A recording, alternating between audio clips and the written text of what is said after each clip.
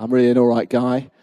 My talk is called A Hacker's Guide to Satellites. And by that, I don't mean somebody who wants to SSH into a satellite to take control to plant a virus on it. I mean how to use satellites put into orbit by people like you and me for the use of you and me. I'm going to motor through my talk because I've started slightly late, I think, and there is a satellite that I'm going to tell you about that's, as we speak, winging its way towards our overhead. So I'm going to try and do a live demo using homemade equipment showing how you can listen to what's going on with this satellite. To do that, I'm going to need 2 volunteers from the audience. The downside to being my volunteer is you're going to have to stand up the front, in front of everybody and wave antennas in the air, kind of like that. The upside is I'm going to let you keep the equipment you're going to use so you can take it home and wave it at satellites from your back garden. It's before you volunteer, it's like homemade equipment that looks like this, made out of brass and drain pipes. I shall be using the shop-bought equipment that looks like this. And we'll see who wins. So I've never given this talk before, or indeed used PowerPoint in anger before, so excuse me if it all goes wrong.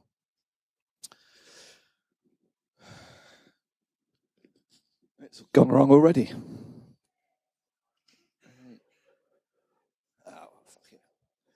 Okay, the space race began in earnest in, it says here, 1957, when the Soviet Union, as it was then, launched Sputnik 1. Sputnik is Russian for satellite, would you believe? And it took the entire technical resources of the Soviet Union to design and build this thing and put it into orbit. It lasted, I think, 21 days before the batteries died, and then it was up for about a month before it finally fell back into the Earth's atmosphere and burned up. The first private satellite built by people like you and me was launched just 4 years later, called Oscar 1. All privately built satellites that make it into orbit and start functioning are given an Oscar number, and this was the Oscar 1. It was built by amateur radio enthusiasts in America, cost a few $100s, and in fact it was built out of parts sourced from Radio Shack, of all places. What they did was they bought the components they would need in bulk. They tested each one individually to see which was the best and sent the rest back and claimed a refund. And that, ladies and gentlemen, is amateur radio. It piggybacked onto the back of a US spy satellite, and that explains why it's that weird size and shape, and weight indeed, because the spy satellite wasn't perfectly symmetrical, and NASA were balancing the load by bolting some weights in the launch bay. And so the amateur radio enthusiasts found out about this and said, well, if we give you something the same size and shape and the same weight, can we put our satellite on board? And they said yes. And that's pretty much the way that amateur satellites have been launched ever since, piggybacking onto the back of other launches. This $100 satellite also transmitted for 20-odd days, 22 days, before it finally fell back to Earth again. And that was just 4 years after a superpower with their entire resources launched a satellite. Amateur enthusiasts managed to do exactly the same thing with pretty much the same results. So it's quite impressive. This is the state of play at the moment. There's been nearly 90, I think, odd amateur satellites gone into orbit. These are the ones that are up there as of a couple of days ago. This table comes from AMSAT, who are the organization that helps design and build these things.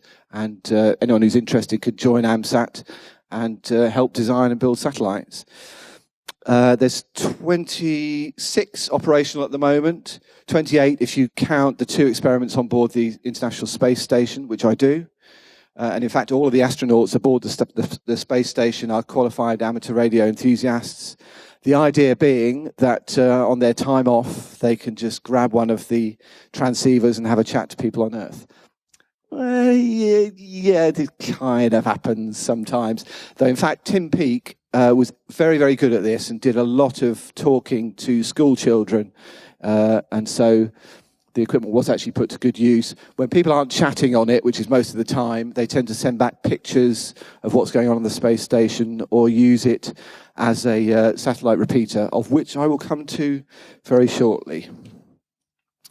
So the satellite that I'm waiting for, and will be here in about 12 minutes, is Saudi Oscar 50. I said that amateur satellites have an Oscar number. This is Oscar 50. Would normally be called Sierra Oscar 50, but it was built in Saudi Arabia, so it was called Saudi Oscar 50. It's the one on the left, by the way. You can just see it says Saudi Sat 1C above it. There are plenty of pictures circulating on the internet of things that purport to be Saudi Oscar 50, but they're not. That is Saudi Oscar 50. It's about 10 centimetre cube, maybe 20 centimetres long. It was launched in 2002, which makes it very old in satellite terms. Most things that were built and launched in 2002 are no longer working. This is going strong. It's an astonishing piece of engineering. It was built by the big technology institute in Saudi Arabia, the name of which is on there, King Abdulaziz City for Science and Technology. It's in low Earth orbit. That's actually in the last vestiges of the upper atmosphere. In fact, where there is some remnants of the atmosphere left, but there's so few molecules that there's no actual pressure. The molecules are just in orbit around the Earth. It's worth studying it, a place worth studying itself. It travels about 25,000 miles an hour and orbits the Earth about 15 times a day. So it passes, on average, overhead the UK maybe 4 or 5 times every day, or 4 or 5 usable passes, let's say, that are high up enough in the sky to mean you can actually contact it. Now, on board, there is a satellite repeater. I was talking about those earlier. This is the classic explanation of a repeater, of which there are a lot of terrestrial ones. In fact, there's about 500 in the UK alone of repeaters which just carry voice, and lots more of repeaters that do other things. The classic idea of a repeater is you have a man in a car, a man in another car, and a mountain in between them, because that happens a lot, right? So they can't talk to each other. Their communication is frustrated. They're not unable to tell each other what the weather's like and what equipment they're using. So we put a repeater on the mountain, and lo and behold, car A can talk to car B. The reality is, of course, if you put the repeater on a mountain, it can not just talk to car B, it can talk to the whole area around both the cars. So you would tend to put a repeater in a high point, say in a city, on a mast, or on top of a football stadium, some of them are located, and anyone in the city who has the right equipment can talk to anyone else. It doesn't feed back because you input to it and output from it on different frequencies. So you have to have a radio that can cope with that frequency switching. And in fact, pretty much every handheld radio sold today does have that kind of functionality. So that is a terrestrial repeater, of which I say there are an awful lot. Let me just check if the satellite's overhead. No, we're good. The footprint of a satellite like that would cover a largish city. In London, there are multiples.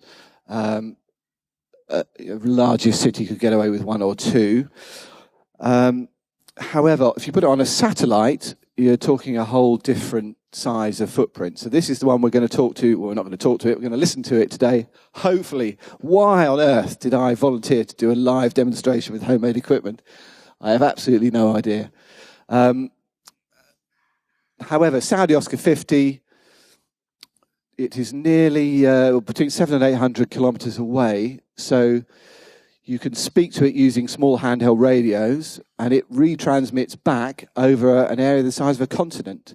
So this is the footprint of it when it's sitting over the Mediterranean. As you can see, it covers most of Northern Europe, a lot of North Africa, as far east as Ukraine, some Baltic states, and as far west as out into the Atlantic. So it really is a paradigm shift, putting a repeater on a satellite, and it means that communication over a huge area is possible for somebody who just has a little 25-pound handheld transceiver. So you may be thinking, okay, give me more satellite repeaters. They're obviously a brilliant idea, and I'll run out and get myself a transceiver and talk to the entire world. However, there are a couple of glaring problems. The first is power. As I mentioned before, Saudi Oscar 50 is a 10 centimeter cube, and that means the solar arrays that power it are also 10 centimeter squares. Very, very low power available, so the transmitter on board, the downlink transmitter, has about a quarter of a watt. That's about as much as your mobile phone, actually not in low power mode, in high power mode. Also, it's about 700 kilometers away, so you can imagine a quarter of a watt transmitter 700 kilometers away. The amount of radio waves actually reaching the Earth is minuscule, absolutely minuscule. So the solution to that is to use a high-gain antenna, and that's what I have here. It's a Yagi antenna, the same kind that you use in a TV aerial. You can make these at home, or you can buy them off the shelf. You can make them at home, though, for about a couple of pounds. Here's one I made earlier in Blue Peter style. It's made out of 35mm plastic piping with brass rods. It takes a few hours to make it. It's not complicated. And an antenna like that has a gain of around 30 decibels if tuned properly and made properly, which means that in kind of telescope terms, it's a magnification of 1,000. So it's really the minimum you need in order to listen to these extremely low-powered, extremely far-away satellites. So that's problem number one and solution number one. Problem number two, Doppler shift. Did I mention it's traveling at 25,000 miles an hour? I think I did. And as with the racing car, when it goes meow as it goes past, the satellites also go meow in the frequency they transmit down on, and it is significant, a significant frequency shift. So it means when you're listening to it, you have to be constantly adjusting the frequency on your receiver. Luckily, because these satellites are very predictable, we know in advance the speed it's going to be relative to us as it passes overhead. We can figure out the frequency shifts, and we can program them into our radios. So that's what I've done with the little radios here, attached to my homemade antennas. I've used 2 5 kilohertz frequency shifts up and down. And as it goes overhead, I want the happy volunteers to reduce the frequency by pressing the up button. So that's the limit of the technical skill you'll need in order to be able to use these satellites. So that's the solution to problem number two. This is the route the satellite is going to take as it goes overhead today, and I can see it's just broken the horizon. 2:18, what was the predicted time? 2:17, so it's pretty good. It's going to go overhead. Now, this tent is pretty much east-west, according to my iPhone compass, which I hope is accurate. So that's north, that's south. It's going to go north-west to southeast, kind of overhead us in this direction. Now is when I'm going to call for volunteers to come up and help me track it. I will give you a brief 2-minute demo. The first 2 to arrive at the stage get the gig. Brilliant. Perfect. What's your name? Mike. Hello, Mike. What's your name? What's your name, sir? Peter. Oh, hello, Peter. Hey. Right, Mike, you get the plastic piping version. There you are. What, are you right-handed? Left-handed. Left hand. So hold that in your left hand. Hold the radio in your right hand. Switch it on like that. Okay. And it should make a loud hissing sound.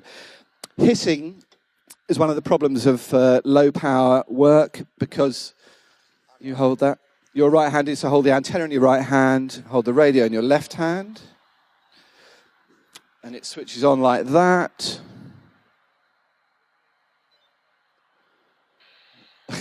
Okay. Because the signals are such low power, ordinarily radios turn the speaker off when they don't receive a very strong signal. If we let them do that, we'll never hear anything. So we're going to be hearing a lot of static for the next few minutes until the satellite comes into view. I'm going to be using the shop-bought equipment on the assumption that even if these don't get anything, this should.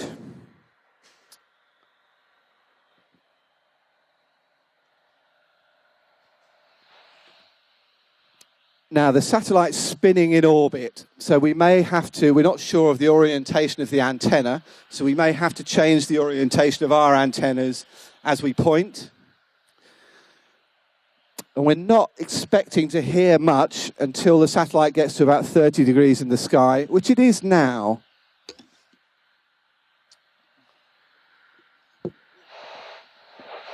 Can you hear that?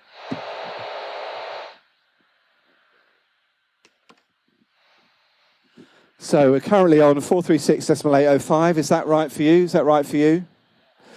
The on there should be 436.805. Is that right? So as it goes overhead, when I tell you to, if you press that up arrow key there, don't do it now. So where are we? Come on, satellite.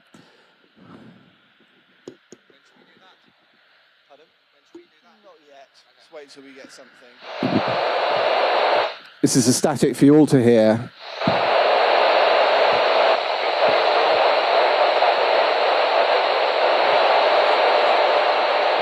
Can you hear that? We're just hearing the first signs of life from the satellite.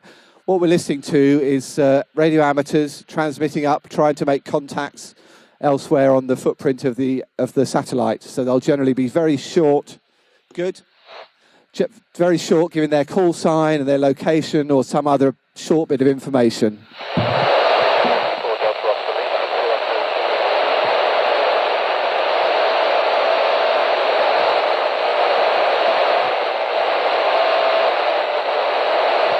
Okay, if we go up a frequency now, or down a frequency.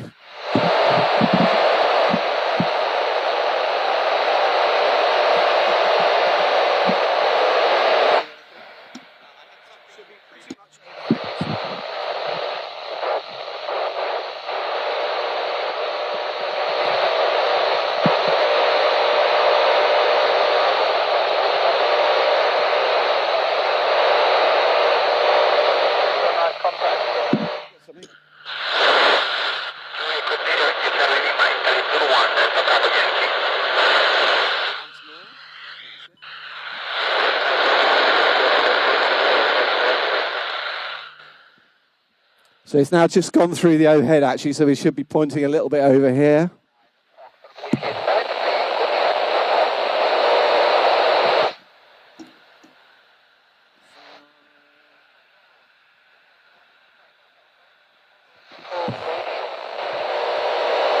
Are you hearing this?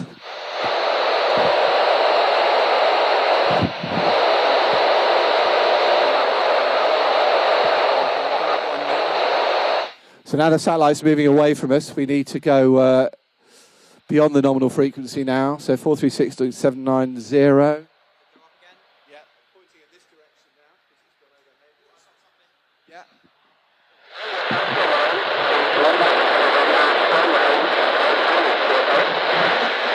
Roger, 598 East Juliet, November 45, Foxtrot, Whiskey, Roger. So, second conversation and execution from Tada.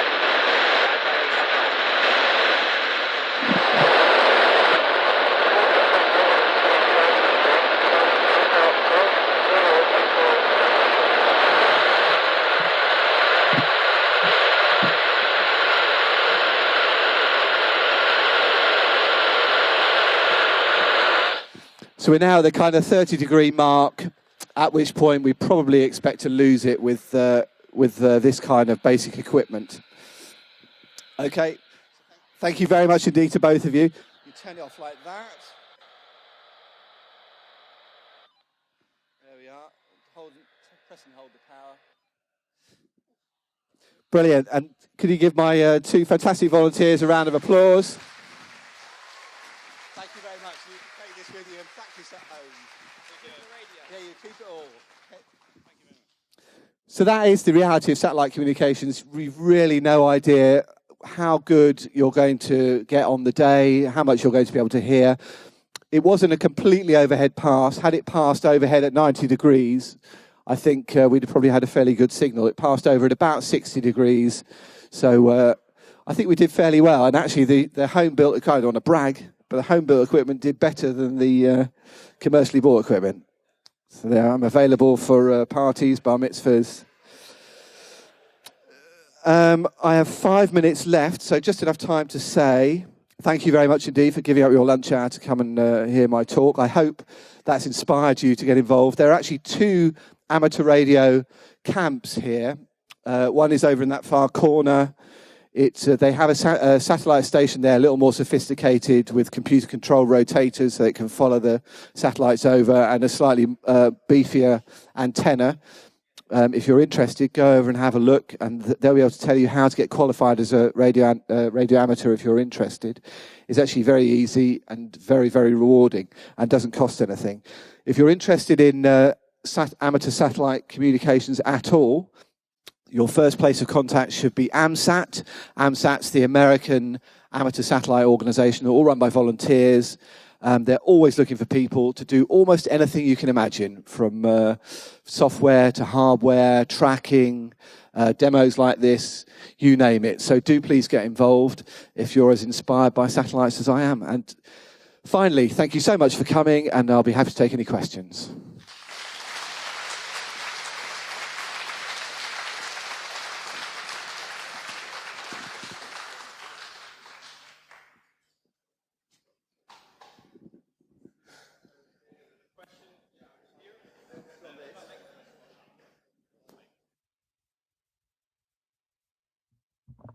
Here. Hello. Hey, what kind of radio are you using? Is it something that can be accessed with like software-defined radio, or do you need some like big hardware stuff? I'm using incredibly cheap scanners bought from Amazon by a company makes them called Uniden. In fact, when I say incredibly cheap, they're about 50 quid each. If you were to buy something that amateur radio enthusiasts would use for 50 quid, it gets you a full function transceiver with loads and loads of features on. So actually it's not terribly good value. But any handheld FM radio that's capable of being pre-programmed with a few UHF frequencies will do. You don't need any special equipment at all. Just to get the Saudi Oscar 50 and the voice satellites.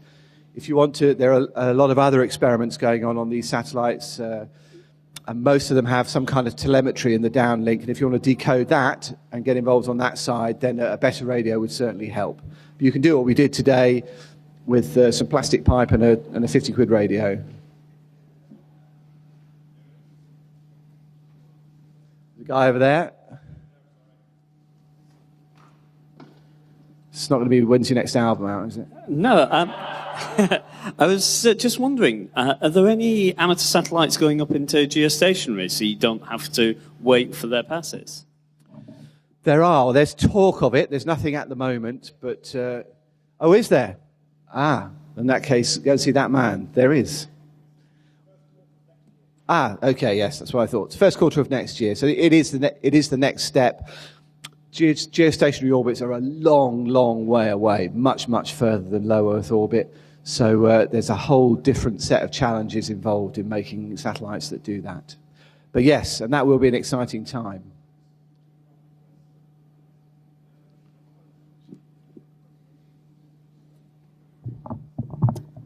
Hi there. Is there much going on in amateur satellite with satellite-to-satellite relaying and sort of setting up mesh networks between low Earth orbit satellites? Yes, it's been done on an experimental basis. There's been some satellite-to-satellite communication. There aren't enough satellites of the same mode to make that worthwhile. So there's no chance yet of having a permanent, Iridium-style satellite phone network up there. It costs. These days, satellites are a commodity item. You can buy most of the equipment off the shelf.